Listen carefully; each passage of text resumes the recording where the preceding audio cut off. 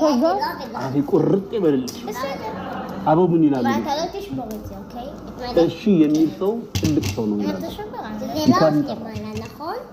እንኳንም አወቁት ሙሉ ሰው ነው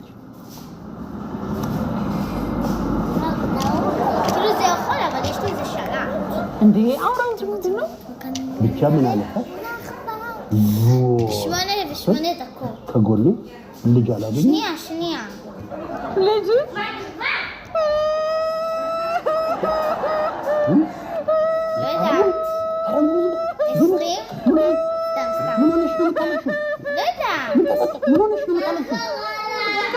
ከሌላ ሴት ወለድክ አይደለ እኔ እኮ ተኛው ስትለኝ ዝም ብለን ቀርፈለኛ ነው እንጂ መሰለኝ እኮ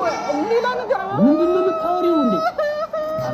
አረባክሽ ወላዴ ሰረተ ለቅሶ ጎዳሽ የምን ወላድ እንግዲህ ፈጣሪ ከዚህ በላይ ምን እንዲለን ነው የምትፈልጊው ውለዱ አለን እኮ አንተ ተቀልዳለህ አይደል አራልቀለርኩም ሙሉ ልጅ እንድትወልጂልኝ ይፈልጋለሁ የምን ልጅ ነው ወልድልህ ዝም ተብሎ ይወለዳል እንዴ ጩኸትማ እንዳለው ተረድቻለሁ ግን ብቻሽን አታምጪ አብረሽ ጣሉ አብረሽ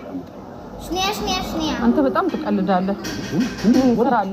ስራ አረባክሽ ተወኝ ወደዛ አረ ልጅ እናት ነው የጠቢባን አበው የህልም ፍቺ ሁለት አይነት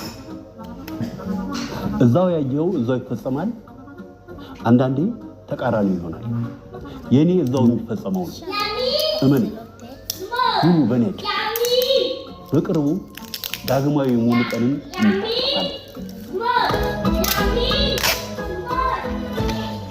ዘመናዊ አፓርትመንት እንዲኖሩ ይፈልጋሉ ሆሴ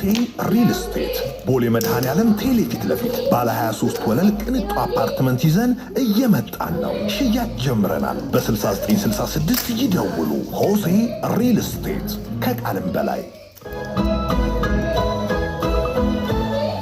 አረባኮ ልጁ ያለቀሰ ነው ይስጡ ይልታቀፈው መታቀፍ አይደለም የፈለገው ልጁ እርቦት ነው የሚያለቅሰው እንጂ ማንቆራፋት ብቻ ነው እንደሚሰማው ምን ነው አባዬ አሞሃል እንዴ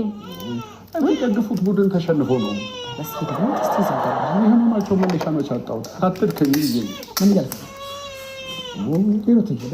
እስቲ ልጁን አምጡትና እርሶ ገብተው ይተኙ ስጡኝ ልጁ